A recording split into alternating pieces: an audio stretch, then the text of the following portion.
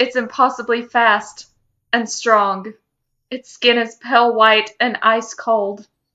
I know what it is. Say it out loud. It's fun fiction!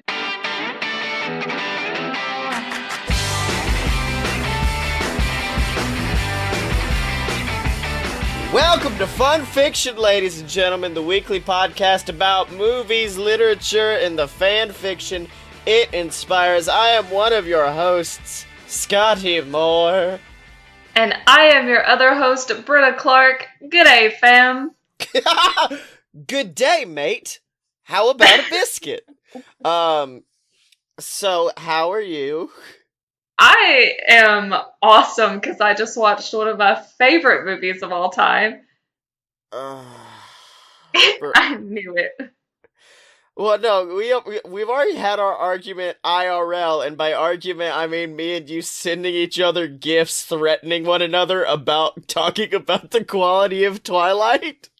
Yeah, the FBI agents that watch us are probably very worried that we're going to really kill each other, but it's okay, guys. We're fine. We're okay. We're good. Well, I don't want to spoil anything, because once I get into how I watched Twilight, it will be the rest of the show. So I want to kind of open the floor to you right now.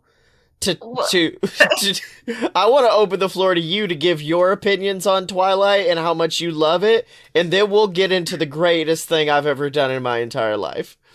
No, I need the banter. You have to, come at me, or this isn't fun. No, I'm gonna banter with you, don't worry. It's just a matter of, I just know I'm cocked and loaded with an amazing thing that I did.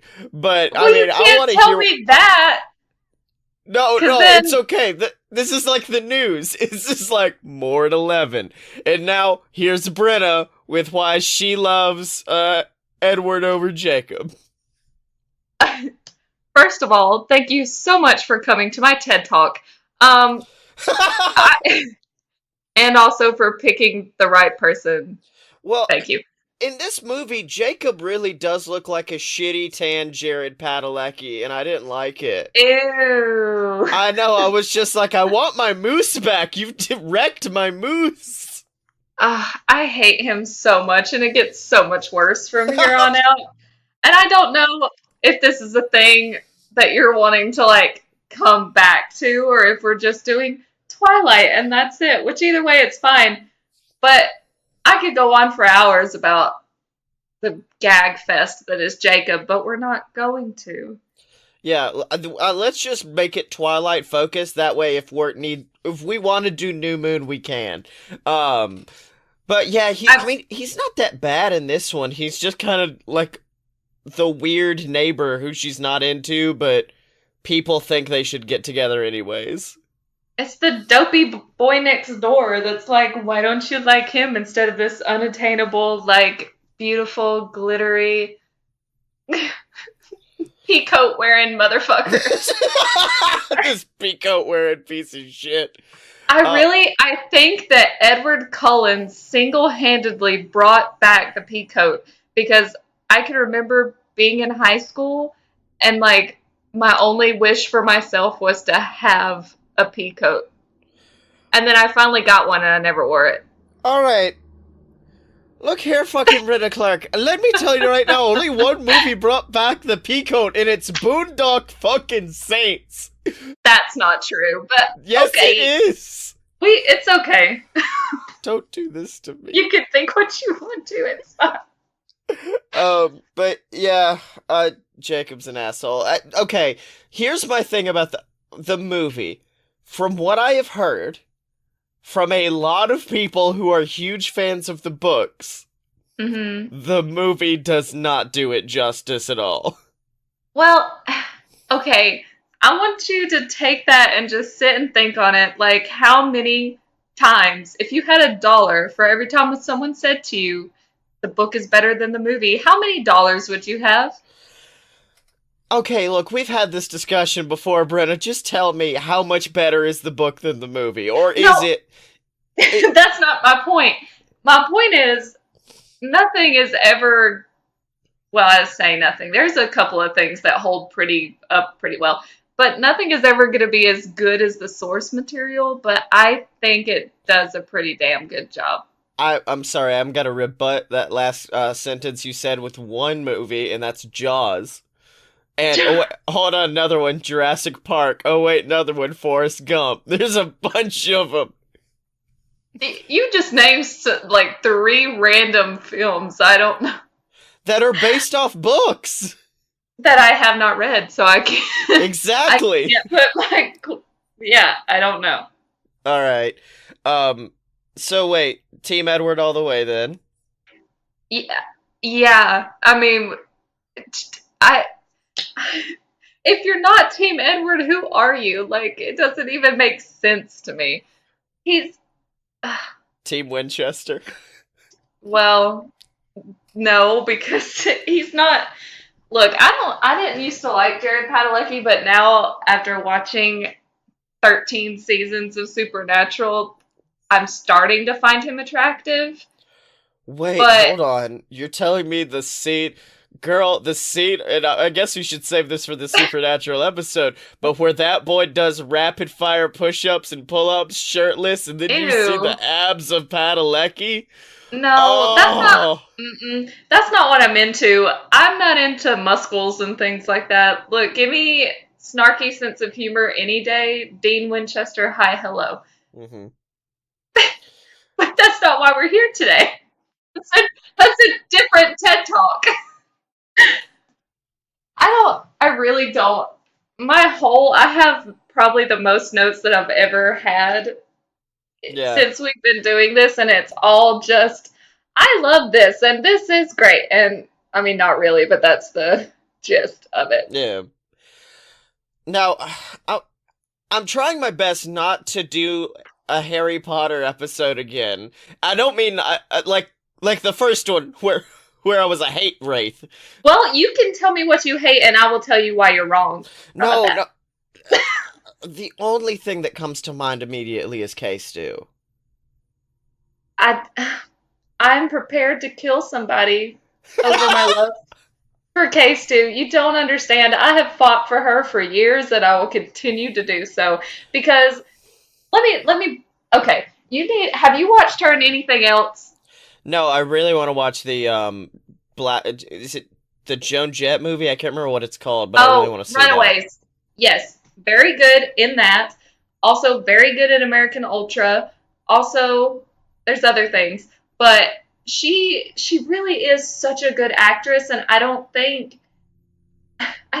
that people understand like what she's doing in the movie. Like I think that she gets Bella perfectly because I mean they're all like, oh, she is so like shy and timid and doesn't ever do anything and she's all blah and okay, fine, but that's like who Bella is at first and then you get to see her growth from that to sorry, spoiler alert to everybody to when she becomes a badass vampire by the end. See, but here's my thing, is the fact that I don't see any growth in the movie at all. It goes from she Oh my looks god. kinda sickly and constipated in scene one to final scene where she still kinda looks sickly and constipated. But we're talking that's the first movie, Scotty. You gotta this is what I told you with Harry Potter, you gotta like stick it out and be there for the growth. Brenna, don't do this to me. Oh my I lord. don't foresee much growth. I Uh, will say though, I was looking at the what's it called? The trivia on IMDb for mhm. Twilight, and one of them was Kristen Stewart smiles over 35 times during the course of the movie. That's And I so. just found that so funny.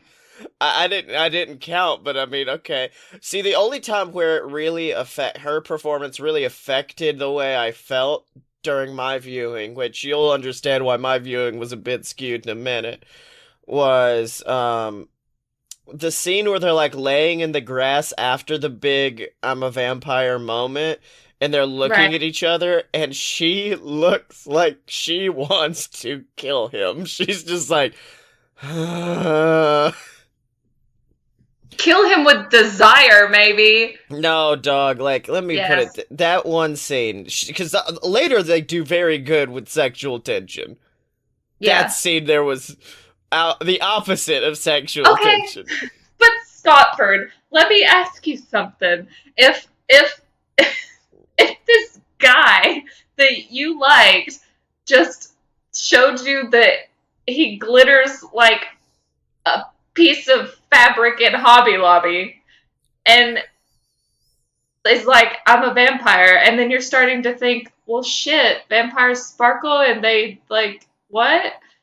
Wouldn't you look kind of weirded out too? No, Brenna, if I found out that my boyfriend was a sparkly vampire that could live forever, to quote Lady Gaga, that beat is sick, I'm gonna take a ride on his disco stick at that point.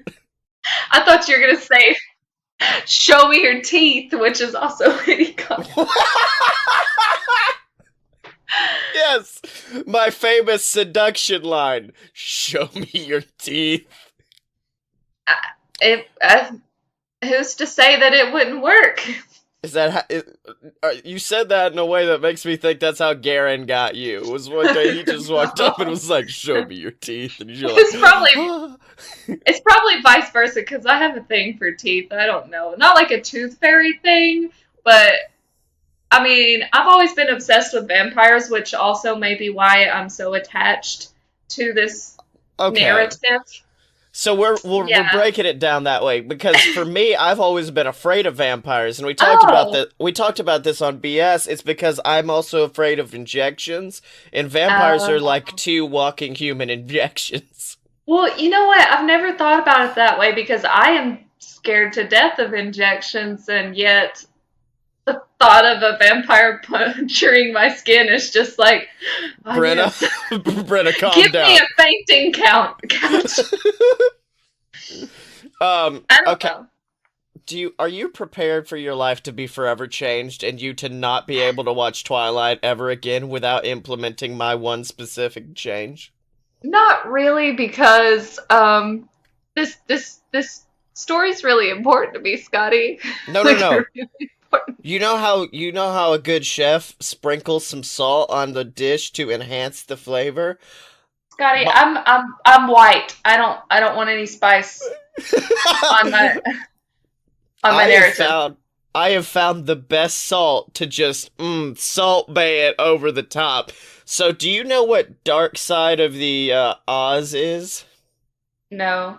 It is apparently some guys in like the 70s got real high and figured out that if you play Wizard of Oz and Dark Side of the Moon at the same time, it syncs up.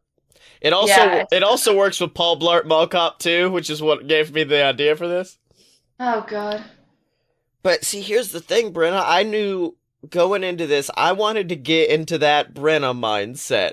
Especially 2008 Brenna, who's like doing weird Twilight backyard photo shoots. Shut up.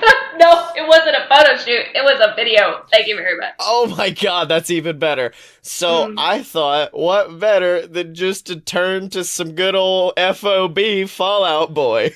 Oh no. So, okay, for those of you at home, I became unto a god last night because the length of Fall Out Boy's Save Rock and Roll album is literally 1/3 the length of the Twilight film. God, So you can play it 3 times in a row. Brenna, I swear to God, it syncs up perfectly with the film. It's insane how well this syncs up with the film. This seems a little sacrilegious to me because this movie has one of the best soundtracks of all time. The only time where I missed the soundtrack was during the baseball game because I really love that song. But I do. What's bad is I actually think I have the most notes I've ever written as well, but mine are all about how well the music fits in. I'm so baffled by you right now. like, let me put it this way. Your first playthrough, because you get 3 playthroughs of Save Rock and Roll. The first one is during that kind of slow bit in the beginning, so it does feel a bit clashing, but it Yeah. still works a little bit. So, you know the beginning of the film. You open up on a baby deer running through the woods. At the same time, oh, by the way, to sync it up perfectly, it has to be right after Bella says, like, I never thought much about how I would die, or whatever that opening line is. Yeah. Immediately after that, hit play on the first song, which is The Phoenix, and that fits perfectly over that deer running, and then you know, when it goes into that first verse and it goes really calm for a moment, it's the exact moment the fucking vampire grabs the deer. It's synced up perfectly. What goes through your brain to make you try things like this? I got bored. I was like, I want to be able to talk about it in a positive light, and I am. So, oh, girl, let me put it this way. The salt doesn't just enhance the flavor, it also enhances the sexual tension. Because the Oh my first time I saw this movie, I'm like, these two hate each other. This time, any scene they're together, I'm like, they're about to bone down right now. Also, just want to say, what else is happening in that opening scene? She's leaving Phoenix as the Phoenix fucking plays. I cannot with you right now. Okay, then some shit happens. She goes to Forks. She winds up in the school, and they're eating food together. And as the Cullens, as the Cullens enter the room, light 'em up, light 'em up. Yeah. They're walking in slow-mo to this song. Oh, so many good moments. Let me try to find some of my favorite. My favorite of them all was the field, when they go to the field, the vampire I'm a vampire scene, because at this point the soundtrack had looped, and Bella is at home trying to find out about Edward because she's worried that Edward is the one killing all the people. Right. At the same time, My Songs Know What You Did in the Dark is playing. So it is literally, she's like, I know what you do in the dark, you kill people. And then at the end of that scene, there's that slow-mo where she walks by him and into the woods. It's at the same time like that, and we're watching like, oh god, she's about to confront him. Nope, walks right past him. Then they go into the woods. Then you see Edward come in, and then you hear, I don't know where you go, but like that, the opening to Alone Together plays, which fuck, I can't remember the exact lyrics. I need to look it up. But it's an entire song about, like, them wanting to be alone together as they go off into the fucking woods together. To be alone together, yes, And then, like, that whole scene plays out with this going on in the background. And then Where Did the Party Go starts playing, which didn't fit it tonally, but, like, it fit very well with the way the camera was moving at one point. And then finally, scene ends. Bella wakes up the next day, and Just One Yesterday starts playing. The fucking song that proposes I would trade 1,000,000 tomorrows for just one yesterday. She wants to go back with Edward. I know. And then hold on, let me look up the exact lyric, because Just One Yesterday also has a very, very good lyric on it.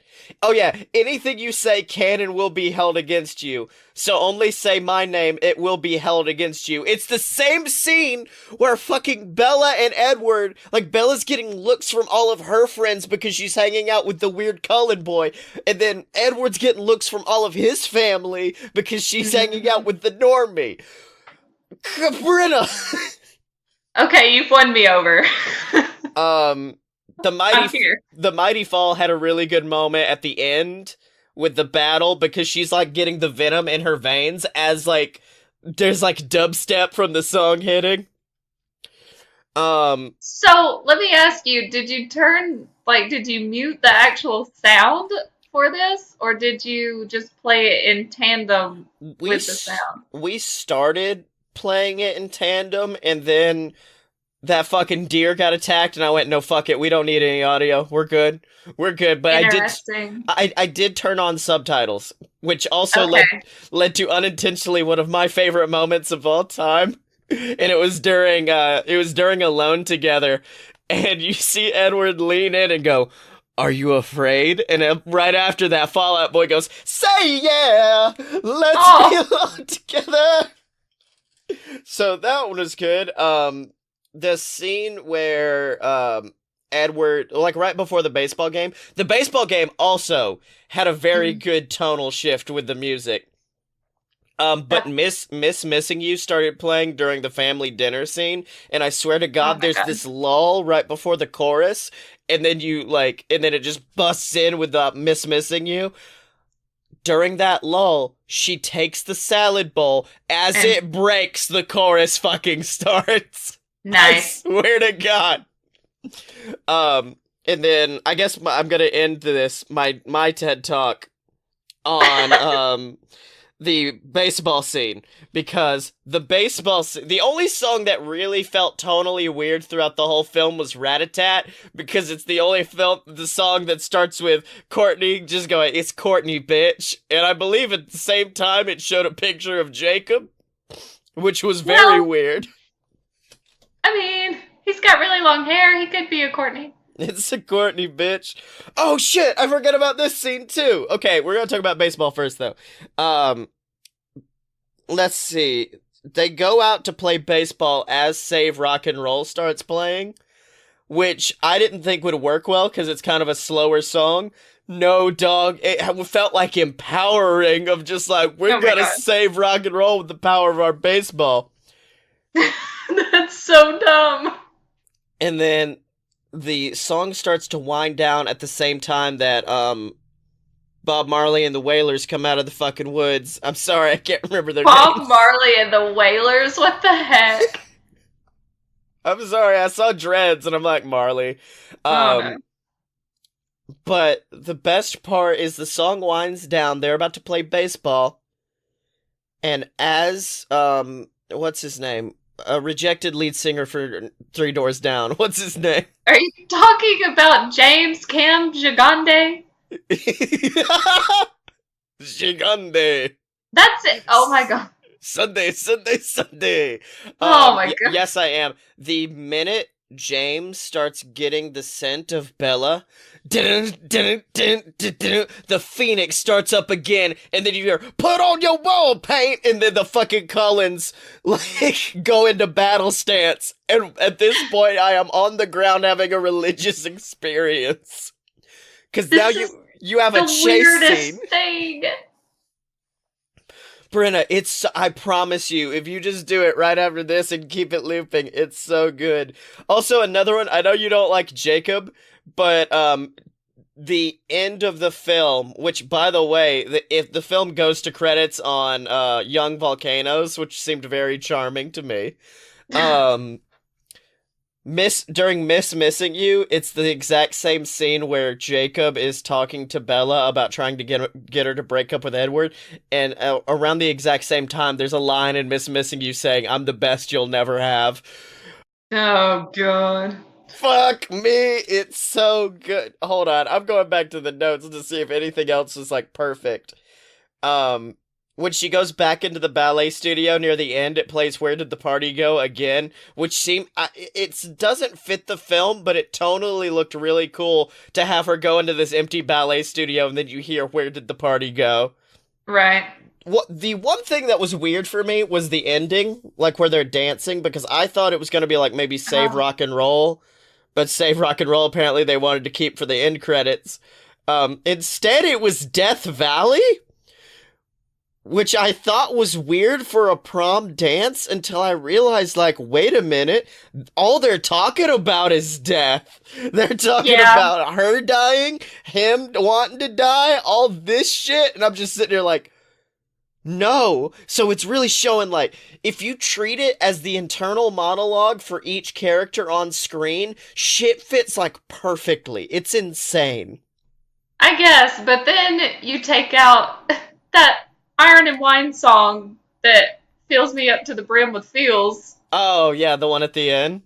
Yes, that Um they bring back for the wedding. yeah. The one song I'd say the best song in the movie is Alone Together because it every single time it fits. Because it starts off with like this is the story of how they met.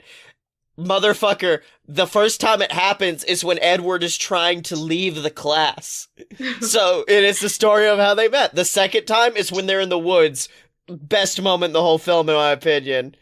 At least when synced up to Fall Out Boy's Saving Rock and Roll. The third one, it's almost like it takes a dark turn because it's when fucking Nickelback dude wants Oh my god.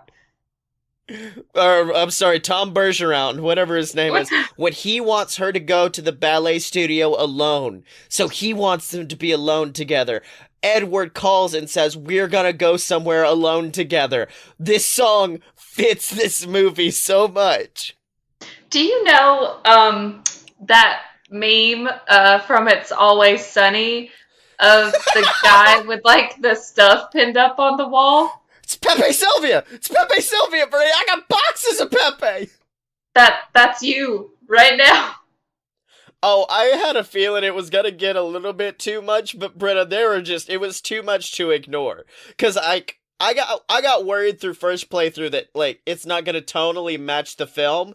Then, once the second one came around, oh, by the way, when Bella gets jumped by those fucking guys in the alley, I Yeah. swear to God, the lyrics as she's walking down the alley say, "Trouble seems to follow me wherever I go."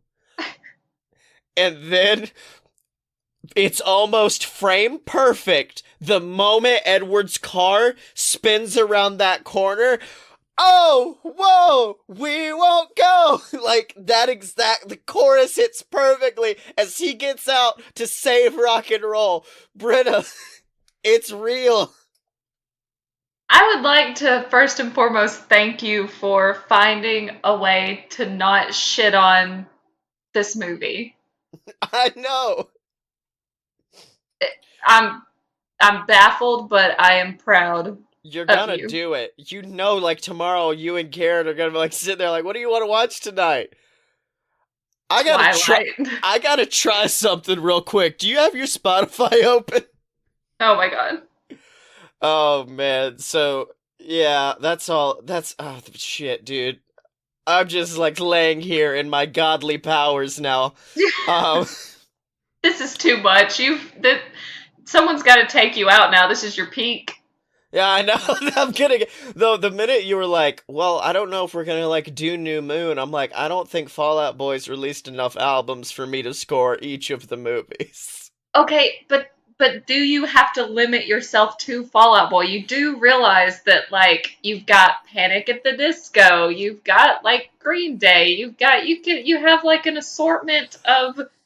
I will say, in case you're wondering how hard I thought about this, if you look at my spot, I was like, what if the 2008, which is the year this came out, what if the Warp Tour playlist fit perfectly over it? What if Panic at the Disco's, shit, what was their original album that was so good? A Fever You Can't Sweat Out. Yeah, what if that fits perfectly? Then I started getting real experimental, like what if Back in Black fit? What if now You, this one is partly a joke, but I did contemplate doing Silver Side Up by Nickelback and just oh seeing my if god. that fit. You really should have done some Paramore because they have some winners in that movie too. Yeah. Nah, save rock and roll. It's 100% the way to go. Even with its Courtney bitch. Oh my. Oh man. Fuck it. Let's just talk about audible.com. I'm Okay. not even gonna segue. Audible.com, audibletrial.com/BS network, ladies and gentlemen. That's the website where you can get a free 30-day trial of Audible. They got over hundreds of thousands of audiobooks for you to choose from at home. And of course, we got my books on there. We got Queasel Corp Risen, BS versus the Gods to debut soon on that platform. Miss B, what you audibling? What you listening Well, to?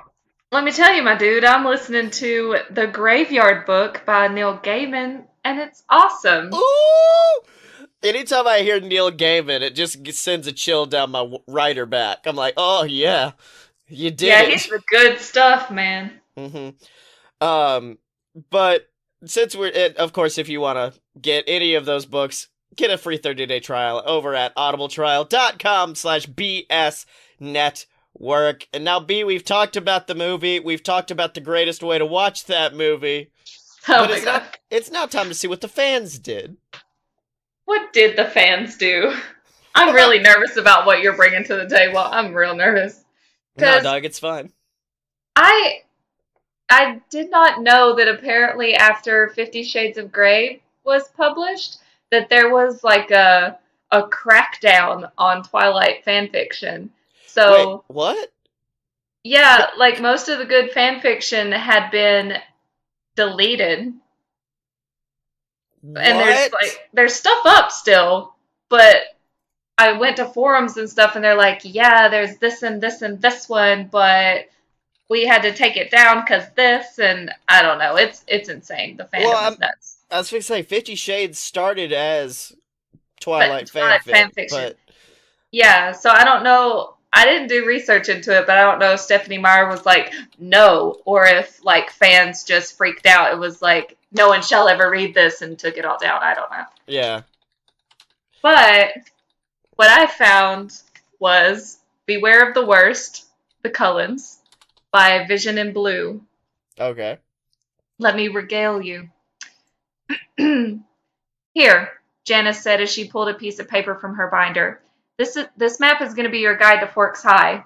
Katie took the paper from Janice's hand and examined it. By the look of Katie's furrowed brow, Janice knew that she had her work cut out for her. Now, where you sit in the cafeteria is crucial, Janice explained, because you got everybody there. Rotating the map, Katie tried to pinpoint her exact location. Damien shot Janice a glance, and she sighed as she continued. Okay, right over there, Janice pointed to a scrawny group of prepubescent boys, then back to a rectangle on the map. That's the freshmen. Well, the male freshman, anyway. Any freshman with a vagina will be staring at a certain table. Over there's the preps. They're known for their discreet glances toward a certain table. They try to hide it only because they're jealous that they always look so put together every minute of the day. What table? Katie asked. We'll cover that soon enough. And our next stop, Janice said, mimicking a caffeinated tour guide, are the JV jocks. Notice their proximity to the varsity jocks table. The varsity jocks are notorious for wearing their varsity jackets in all sorts of weather. That and picking on the Asian nerds. The cool Asians are way over there. She gestured to the south end of the cafeteria. Was that the certain table that you mentioned before? Katie asked again, even more eager than before. I'm getting to that. Now, you have the typical. Wait, you don't know typical. I'll save you the pain and give you the Campbell's soup version. There's the burnouts, desperate wannabes, girls who eat their feelings, girls who wouldn't be caught dead eating, sexually active band geeks, unfriendly black hotties, the greatest people you will ever meet, us, Davia mouthed, pointing at him and Janice, and the plastics. Living, breathing Barbie dolls. Coincidentally, the same What? Martin applies. Janice ended. Who are they? Katie asked, pointing to a table in close proximity to them. Oh, them? They're the Mary Sues. There's that Justin Chon kid who is neither cool enough for the cool Asians nor nerdy enough for the nerd Asians, yet you can't help but feel sorry for him. There's Mike Newton. He's been ogling Jessica for the past, I don't know, 5 years or so. Jessica pretends she doesn't like it, but secretly we all know she writes paperback porn on what the two of them could do together in her bedroom. I thought I thought Angela transferred out years ago, actually, because she's so quiet and forgettable. Then we have Isabella Swan. I thought her name was Bella, Katie stated, confused. She was in my English class. Well, Isabella doesn't like her full name, which is why I'm intent on using it. She pretends that she doesn't get the attention of any guys at school, but we all know she does. Denying her supposed beauty is just part of that charm that boys go after, because after all, who needs brains, morals, confidence, and self-worth when you have insecurities? Is that the certain table? Which brings me to my last stop. Janice zapped back into her tour guide persona. Beware of the worst. The Cullens. The Cullens? Is that like a religion or something? No, it's a group of 5 people and they're all adopted. With one exception, they act like they're freaking married or committed for life or something. They also live in the same house, which raises an eyebrow or two considering the whole committed for life thing. Some find it freaky, some find it cute, and some don't give a rat's ass. By now, you should figure out what group I'm in. The tall blonde one is Rosalie. I don't. She's with Emmett, the one that has the face that Build-A-Bear pines for to market on their stuffed beasts.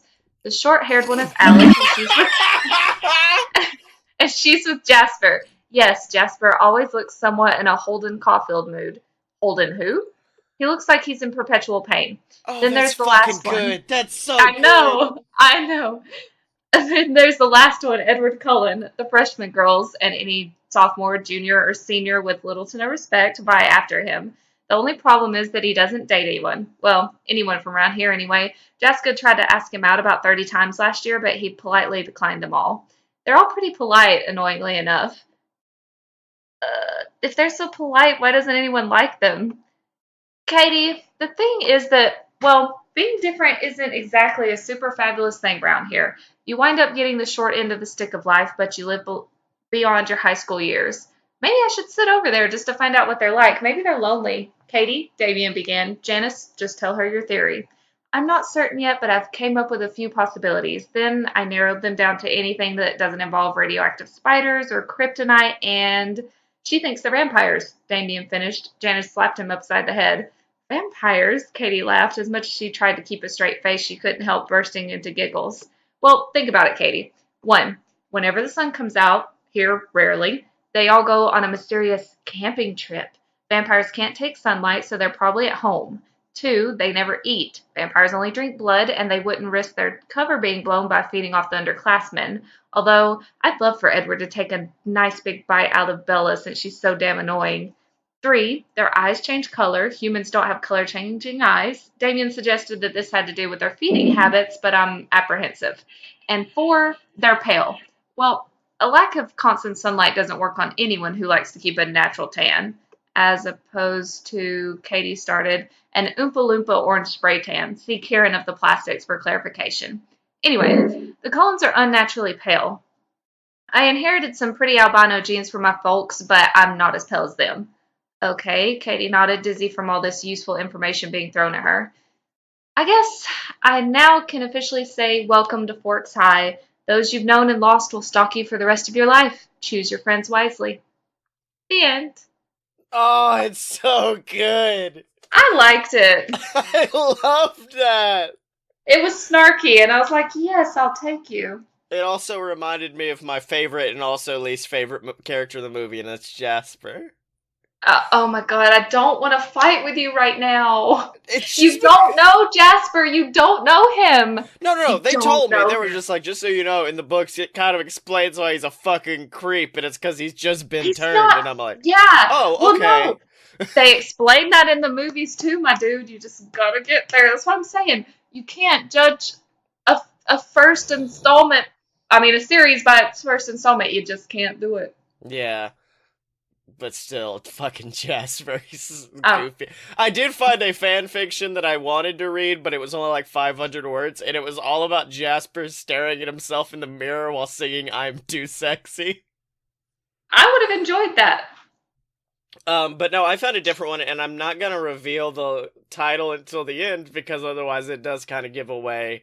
If you're reading 50 Shades of Grey, I swear to God. No, I'm just gonna read the entirety of 50 Shades. No. Oh, God. Edward Cullen walked down the busy street, deep in thought. It had been a couple of months now since he had left Forks, for the greater good, of course. Now he wandered along, moving from city to city, observing life and trying not to think of what was back there. Or who. He would, of course, lie about where he had been when he hooked up with his family. I mean, he had the whole thing worked out. He would tell them all he had been up to Alaska with the Denali's. Hell, he would even take a detour when he had the chance and ask them to back up his story. He'd beg him if he had to. He would prefer not to, of course, but if it came to that, he would do it. Not that it really mattered, he just wanted to sound like he had been somewhere safe and stable rather than wandering the streets of the cities of America. He looked up, shaking himself from his thoughts. Where was he, anyways? He had traveled mostly by train or bus so as not to be tracked. New York? No, he remembered being there. The constant noise, the people, the sea of thoughts. That was only days ago, so he must be close by. Ah, yes, he thought. Philadelphia. He realized he was in the wrong part of town, run down streets. This sounds like it's about to be a Fresh Prince tie-in, but it's not. The type you would expect to see undesirables lurking on the street corners. He also decided he was getting a little thirsty. Not for the red stuff, he had recently started drinking more. Mainly scotch, but he didn't like to limit himself. So much so that the other red stuff was certainly an option if the mood took him, but that didn't end in deaths. The whiskey, though, was different. Warming.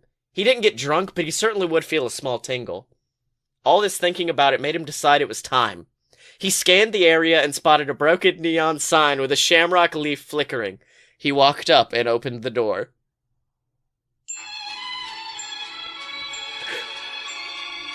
"4:42 p.m. on a Tuesday, Philadelphia, Pennsylvania." "Damn it, Frank, are you even gonna listen to me?" Ronald Mac McDonald asked, exasperated. What? He was moving his arms, animated as ever. "No," said Frank Reynolds. "What's going on?" Mac threw his arms in the air, his sleeveless shirt showing off his crappy tattoos.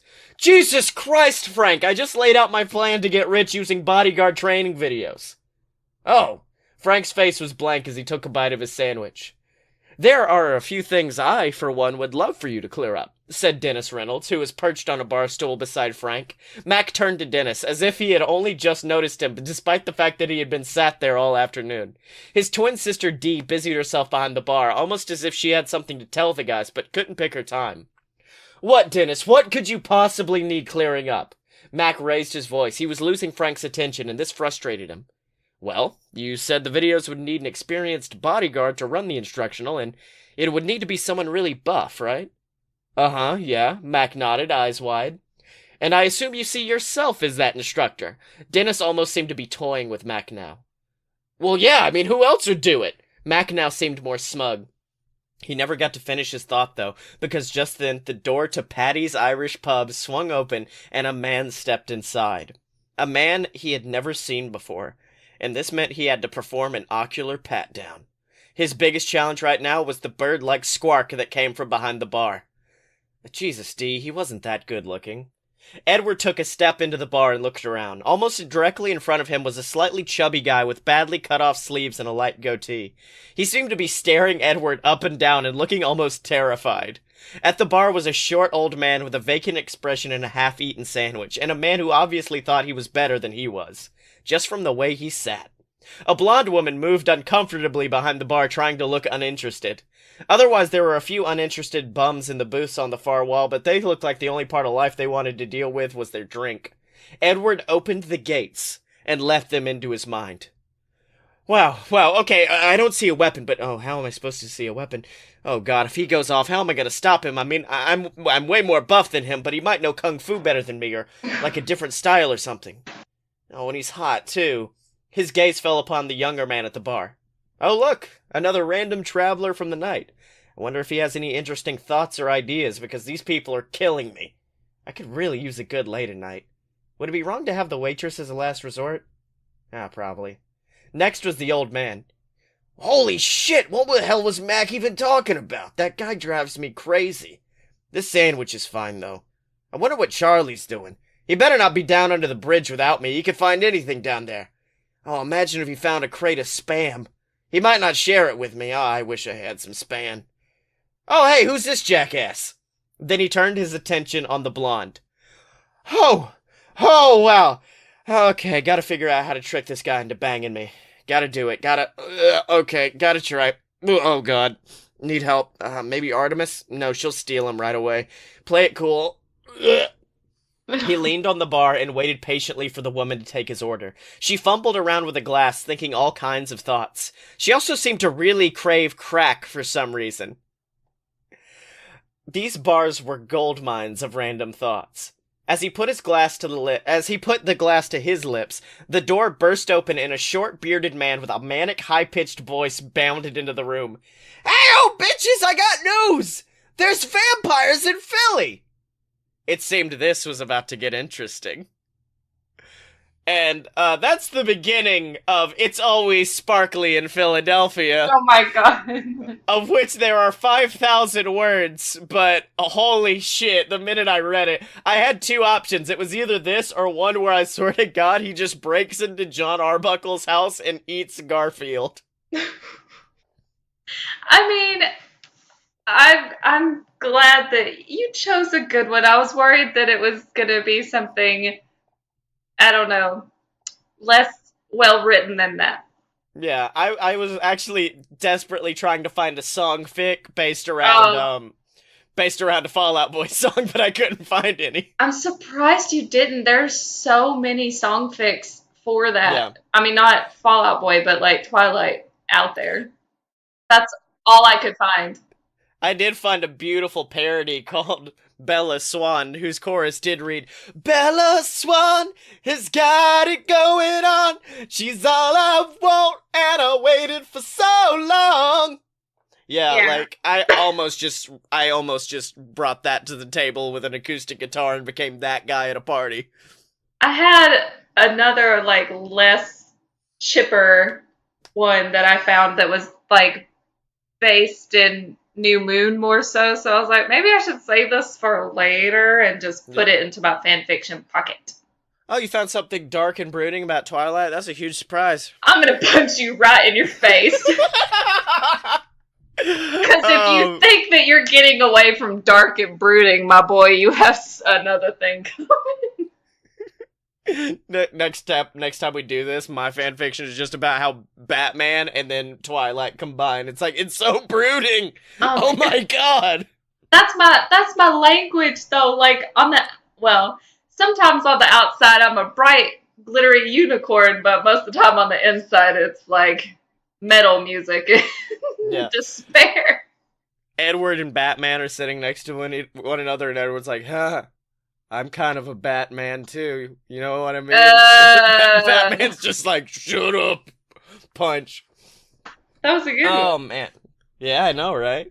Can they turn into? I've not gone beyond this film. No. The only thing that I know of is the fact that later on Jacob tries to fuck a baby or No. something like that. No. Oh my god, no. I know Scotty. it's imprinting, but it's much funnier to say that Jacob tries to fuck a baby. As much as I hate Jacob, no. That's not what happened. Okay, hold on. I guess the phrase "fuck a baby" might be triggering, so instead he tries to fuck a doll that looks like a baby, a very badly done animatronic doll. I will concede to that, yes. That Oh was man. bad. But you know who I always concede to, Brenna? Who do you always concede to, Scotty? Our patrons over at Ah, patreon.com/a load of BS. That's right, ladies and gentlemen. If you want to support Fun Fiction and all the other BS Network shows, you can over at patreon.com/a load of BS. You get access to our exclusive Discord over there. You get shouted out on a load of BS every single week, although I'm thinking about maybe changing that to where you can donate and then say what show you want to be named on, and then each show could say, because I know like there's people who donate who like Fight Boys and then don't listen to BS, and I'm like, uh-oh, oh they ain't yeah. gonna hear this. No. Um, so yeah, if you want to support us, go over to patreon.com/a load of BS. And now, Britta, Yeah. I mean, I hope it better not be beginner's luck, B. Because you're back at the table. Ow. You're back at it again at Krispy Kreme. Ow, you're hurting my heart here. And now I'm nervous. Why do you say things like that? No, don't be nervous. Okay. Brenna, if it starts getting bad, I'll just start playing Save Rock and Roll over the back of it. I hate you. Do you want to hear my fan fiction or not? Yes, I do. I'm sorry. Okay, Morty. Are you ready? Yes. Okay. Okay, I thought you had more to that. Okay. Alice saw it before it happened. There were two distinct timelines, one where her brother risked everything for a girl he barely knew, and one in which that same girl would take her last breath in this rain-soaked parking lot. Alice was determined not to influence this choice or to let any of the others see her golden brown eyes go wide as the vision overcame her. She stood perfectly still, allowing the wave of voices, images, emotions, and the scent of human blood to crash on top of her. She felt Jasper grab her hand and squeeze it, and she ran her thumb over his, trying to reassure him. Jasper relaxed his grip, but at the same time she felt her body release the tension it had been holding, and knew that he had used his pathokinesis to take away the sickening feeling that always followed her visions. She should have known that he would have been able to see right through her. They had a deep, unbreakable bond, and she realized he probably picked up on the nature of the vision already. She looked up at him, finally able to take in his face after the last images of death had left her eyes, and saw that he was looking at the girl, a grimace fixed on his pale, unblemished face. The corners of her mouth turned up slightly, not actually knowing if he was upset about what was going to happen, or if he was choking down a bloodlust that he was still struggling to control. The wind was blowing slightly, and she herself could smell the new girl, a delicious, intoxicating aroma that had to be sending Jasper's mind into overdrive. She was proud of him for his control, but getting more and more worried about the aftermath of what was going to happen next. If that girl's blood spilled, she wasn't sure if he could still stand so stoic, so silent. They had all eaten recently, but the call of human blood, especially one so pungent, would never be able to go unanswered in some way. If she had breath left in her lungs, she would sigh now. Jasper's power was numbing her senses, and she closed her eyes in relief. Jasper could smell her. The small, timid girl who held her shoulders even higher than he did, who had captured the attention of his newfound brother, who was a new, shiny toy to all of the brainless boys he shared the school with. They didn't care that their attention made her uncomfortable. He felt her anxiety and fear bubbling under her skin. He felt the excitement and thrill of the hunt from the boys, dogs tired of chasing the same rabbits they had been unable to catch for years. If only they knew how uninterested she was, how every joke, every question about herself or the weather pushed her farther and farther away. She felt things so strongly that no matter how he tried to ignore her, she pushed into his mind like a battering ram beating down a castle door. He felt her fascination and her desire when he and his family walked into the lunchroom her first day. He smelled her then, too, and had stiffened under Alice's grip. She threw him a bemused smile and distracted him by twirling herself with his hand. It diverted his focus long enough for him to sit at their table, where he had struggled to remember to make his chest rise and fall to resemble breathing, while attempting to ignore that damn smell and feeling the girl's confusion over Edward. Edward. Jasper shot a glance at him and felt his hunger, his thirst. He knew Edward must smell her too. Even in this crowded parking lot, it was overwhelming. He suddenly realized Alice had gone still beside him, and that was unlike her. She was in every way his direct opposite, bubbly, outgoing, and talkative to the point of annoyance for most of their clan, but not for Jasper. He reveled in listening to her chatter, knowing she didn't expect him to do anything but be there. He loved her deeply, and if there was anything that caused him greater pain than fighting his inner beast, it was the toll her visions took on her. He could smell the fear on her and took her hand. He couldn't read thoughts like Edward could, but he was an empath. He surmised that something bad was on its way, and as Alice's unblinking stare was fixed on the old orange truck and its owner, he knew just who she was seeing in her mind's eye. He sent a thread of calming energy to his mate, readying them for whatever was to come. He cut his eyes to Edward suddenly, standing on the other side of the Volvo. He too was staring at the girl. Edward had never felt this way before. He had nothing but disinterest for the girls he went to school with and was usually able to control his thirst around them, even when it had been so long since he'd eaten that his eyes took on the color of an eclipse. A week ago in the cafeteria, and then again in biology class, he had been so sincerely close to losing himself that he had tried anything to get away from this girl, Bella. The smell of her sent all of his senses into overdrive. He wanted her badly. She looked at him with this unreadable intensity, and when he tried to probe her mind, he found a wall as strong as steel holding him back. She was driving him mad, and he had to escape. He took a few days off of school to eat, to think, and to talk to Carlisle. He told Edward to stay away from her. He told him to switch seats with someone in biology. Anything he could do to cut down on any provocations caused by this girl Bella, the better. They couldn't afford to leave right now. There were deaths happening all around them, and if anything happened to Bella because of Edward, they risked being found out. Edward had set out to follow Carlyle's advice. He really had, but he couldn't stand hearing silence from her mind as everyone else's was screaming at him. She was an enigma, a puzzle that he couldn't leave without finishing. So he took his seat in biology, and that was that. She was beautiful. She was funny. She was different. Edward felt something stir within him, and it wasn't the thirst he had lived with for centuries now. He was looking at her now, watching her with the same intensity as a hawk watches a field mouse. He was so consumed in his own thoughts, trying to piece this girl together in his head that he almost didn't hear the screeching of tires on the far end of the parking lot. He was incredibly fast, but he felt like he was moving underwater as he turned his head to see Tyler's black van hydroplaning into the lot. A car of the same shade tried to back out, noticing the van careening towards the end of the vehicle just in time. The drivers slammed on their brakes, then blared their horn in warning. Edward followed the motion of the van, seeing where it would end its journey in one swift, gut-wrenching moment. His eyes snapped back to Bella, who had obviously come to the same realization. Her face was a mask of pure terror, and he felt his heart drop. He heard Rosalie and Emmett's voices behind him, but he couldn't make out the words. Tyler was praying in his head, begging his God to let the car stop, to spare Bella, to just let him live, and he would be a saint for the rest of his life. Edward didn't consider himself a god, but he sure as hell was going to answer Tyler. He knew what consequences this might have for his family, but he couldn't stop himself from taking a step forward. Rosalie was bored. She was in high school for the umpteenth time, and though there were all new people with new names and faces, they were all the same underneath. Shallow, mortal, and boring. And then there was the girl. She seemed to have an effect on all of her family. There was an odor to her, sweet like honeysuckles in spring. It pissed her off. As bored as she was, it was a comfortable sort of boredom, one that she knew would keep her clan safe.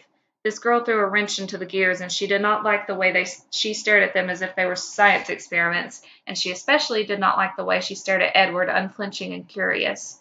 She knew Edward was interested in her, too. She saw him follow her out of biology class, begging for a life story like a dog desperate for a treat. It was disgusting. She felt as though her whole family was staring at the girl now, even Emmett, who was standing beside her, smiling his goofy smile, and all of a sudden the sky filled with a strange sort of foreboding. The wind was called away, the rain had stopped, and the only smell in the air was burning rubber. The van came into the lot like a bat out of hell, trailed by smoke and echoed screams. She lazily traced its path, but snapped to attention when she saw there was one person, just one, who was in danger. She felt Edward move before she saw it, and Emmett's voice chorused with her own as they shouted at their brother to stop. She reached out a hand, flailing to grab her brother's arm.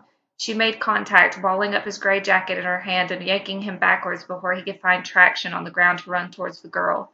She flung him at Emmett, who locked him into the prison of his arms, looking at his brother apologetically. She heard the impact behind her, and almost immediately after, a piercing and monstrous keening lifted out of Edward's mouth.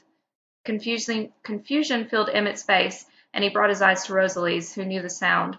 She knew something had broken in him and felt instant regret.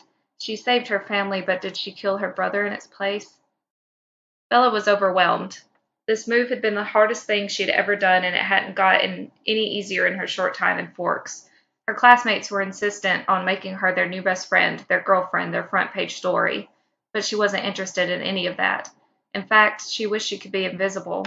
After that first day, when the boy in her biology class had acted like she had been sprayed by 25 skunks at once and then requested that he be taken out of her class, she had been mortified. What kind of cruel joke was he pulling? She was glad when he had disappeared for a few days after that, but felt a small longing inside of her to see his face again. She had asked Mr. Molina to give her seat to someone else, but he was a firm believer in assigned seating, and if he did it for her, he would have to change everyone until they were sitting next to their best friends. So she was stuck. When he returned, however, he was jovial, and they fell into conversation like old friends, and by the time she left the school building, her mind was suffering whiplash from the complete 180 he had taken. She was in a daze, collecting her things to begin the trek home when she saw the van. She heard a flurry of voices, all of whom had realized her fate before she did. Looking around, she caught Edward's eyes, and his golden brown irises were shining, and his mouth was twisted in a scowl, and he moved. She felt a gust of air hit her and turned. The van was sideways now, as if it had made an attempt to turn the vehicle away from hitting her head-on. It was still on course to collide with her, sure to sandwich her between the orange metal of her truck and the black abyss of Tyler's van. There was nothing that she could do, nowhere that she could run. This was it. Her mother would be devastated, and her dad would never be able to live with himself. She cried then, not for herself, but for her family. She surrendered, closing her eyes and setting her jaw, feeling the wind get knocked out of her and her head smacking something hard, and then she could feel nothing at all. Carlisle was at the hospital when it happened. He was checking on a comatose patient's vitals when he felt the telltale rush of wind that followed their kind's velocity. He turned around, a smile growing on his face, happy for a surprise visit from one of his clan. The joy was short-lived, however. He smelled it before he saw it. The overwhelming scent of free-flowing human blood. That sickly, sweet, tantalizing smell. It turned his spine to stone as he finally faced Edward carrying a girl. The girl. Bella. Her limbs were limp, some hanging in the wrong direction. Her head lolled back across Edward's forearm, eyes closed and mouth agape. Carlisle would have thought she were dead except for the slight movement in her chest. He met Edward's eyes then, full of pain and fury. Save her, Carlisle, please. Bella's vision came and went, like she were looking at the world through a strobe light. She saw Edward's face, eyes wet and gaunt before her own, mouth moving but accompanied by no sound, at least none that she could hear. Then she saw a very blond, very handsome man in white take his place, and he shined a light into her eyes, looking grim. Was he a doctor? Was this a hospital? He moved out of view, and Bella tried to follow him with her head, but found herself rooted to the spot, and it sent a shockwave of pain through her spine. Everything came back at once then. Sound, pain, memories, the crash. She was dying. She knew it. She panicked, breath hitching, lungs refusing to fill with air. Suddenly, her dad was in front of her, touching her face. She noticed his hand came away red. He spoke then, looking at the doctor. Do it. If it will save her, please do it. She's all I have. She heard the man's calm and calculated answer. She's going to be much different at first. We can help her, teach her, but just know that you may never get your child back as you know her. She won't age. Her heart will no longer beat. Her consciousness and a need unlike any other will be all that's left. I can't even guarantee the person she is right now will survive. Do you understand this? She didn't catch a reply, but a choked sob loosened itself from her dad's throat. She heard the doctor sigh. You should know this is not the norm for us. I don't particularly like to share our plight with others. You never quite know how it will turn out. All of my family members were alone when they returned. They were sick, dying, and truth be told, forever is a long time, Mr. Swan. I was asked by a mother a very long time ago to do the same thing you're asking of me now. Edward's mother.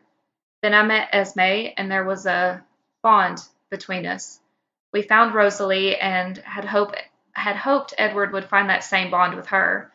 Without telling you my whole family history, because we are running out of time, I would like to summarize by saying Edward has never felt that pull towards anyone until your daughter. I can't say that I know if these feelings are reciprocated, however, because your daughter has an uncanny ability to block certain talents that we possess. All this to say, no matter what, she will be taken care of. She is like family as far as I am concerned and will be treated as such whether she accepts this bond with Edward or not. She will be unable to come back to you for a time. I'm relying on you for a cover story. It could be years before she is able to be introduced back into civilized society. Bella felt a hand grab hers, and her dad bent down to kiss her forehead. He tried his best to smile at her, but it came out as more of a scowl. I love you so much, Bells. Dr. Cullen is going to help you. He opened his mouth to continue, but all that came out was a wheeze, and he clapped his hand over his mouth and sucked in a shuddering breath. She watched as Dr. Cullen put his hands gently on her dad's shoulders and led him towards the door, murmuring things that were too low for her to comprehend. Edward knelt down by her side then, seemingly coming out of thin air. She didn't even know he was still in the room. He took her arm in his hands and whispered to her, I'm so sorry, Bella. Edward bit down gently into her skin, teeth sliding effortlessly under the tissue and into her veins, letting loose a poison that he knew would course through her slowly, burning her from the inside until she was little more than a shell filled with nothing but the thirst. He kept his tongue on the roof of his mouth, trying desperately to keep as much of her blood as possible from getting into his mouth. He wasn't sure what would happen if he began to drink. She had a sort of power over him, something primal, and he could not see her destroyed any more than she already was, especially not at his hands. He hated himself for allowing her to get hurt, for ending the life she could have had. He was selfish.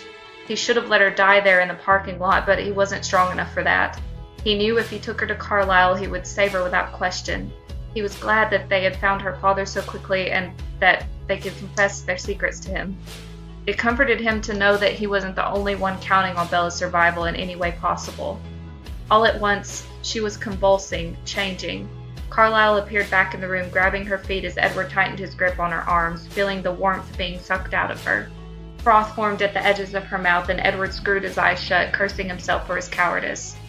The shaking stopped, and he opened them again to see her bones resetting themselves. Her cuts, bruises, and blemishes smoothed, returning itself to her beautiful porcelain complexion. She sat up in a quick, imperceptible motion, opening her eyes. They were the color of unfinished rubies, a dark red that gave away the predator that lay sleeping inside that beautiful prison. She looked at Carlisle, then Edward, brows furrowed and nostrils flaring. She snarled, a low, predatory sound. "What did you do to me?" The end. Damn you! What? Your good-ass writing. My bad. Also, I assume that as the books go on, it reveals, like, why they can't read her mind, right? Yeah, I think so. She's special. Wait, hold on, is the whole explanation there? These my special shoes. It's been a while. I'm due for a reread. It does explain it, but I can't remember exactly what it is. Okay. Well, I think I'm convinced. I think we need to do New Moon, which means I do need to find a Panic at the Disco album that's exactly 1/3 the length. Thank God. I'm sure you can do it. Oh, wait, shit. Where's the one... They get married in the third one? Or is it the fourth? It's the fourth one. But, like... Damn it! There's two different... Oh, you were wanting to do... I was gonna put Death of a Bachelor over it. Yes, I was. No, I was thinking... From a fever you can't sweat out. I thought The poor groom's bride is old. Poor, yeah. I chime in with haven't you? Oh man, that would probably get the exact opposite feel that I want from that scene, but... Oh god, it was good. It was good and I enjoyed it, but unfortunately our time is coming to an end. Oh. Yeah, I was trying to be a dick there. I was just like, I'm sorry, we can't do this. We can't do this anymore. So Brenna, where can they find you on the internet? Find me over on the Twitter and the Instagram at Brennasaur, BRENNASAUR, homies. That's right, dog. You can find me on Twitter at ScottyMo, that's SCOTTYEMO, and you can buy all my books on Amazon, the Quetzalcoatl Trilogy, BS vs. the Gods, or go to audibletrial.com/BS Network, get a free 30-day trial of Audible, and you can get Quetzalcoatl or Quetzalcoatl Revelation, or Risen, sorry, not Revelations, that one's not out yet. All for completely free. It supports us, you get a free audiobook, so what are you waiting for, you dingus? Big old dinguses. And, of course, make sure to check out all the other BS Network programs online at a load of purebs.com. Fight Boys for the pro wrestling fans, Opposite Attractions if you like theme parks, and then, of course, a load of BS if you like two best friends being dicks. So make sure to check that out. If you are on YouTube or iTunes, make sure to rate, comment, subscribe, and send in any possible fan fiction you can have for next week's episode. Because, Brenna, next week, we're not talking about a book. We're not talking about a movie. Oh, God, what are we doing? We're not even talking about a podcast. Oh, God, what is it? We're talking about a man. And his name is John Cena! Oh, thank God. Yes, we're gonna have a full John Cena fun fiction episode next week, so make sure to submit all that either on the Twitter account, a load of pure BS, or you can email it to us. And then always remember you can support over at Patreon, or you can support us by picking up an awesome shirt at merch.aloadofpurebs.com, ladies and gentlemen. But until next time, Miss Brenna, stay away from sparkly baby Hitler. Sparkly baby? I know what you are.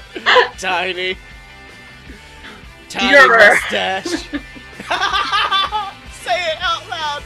cure. Oh my god.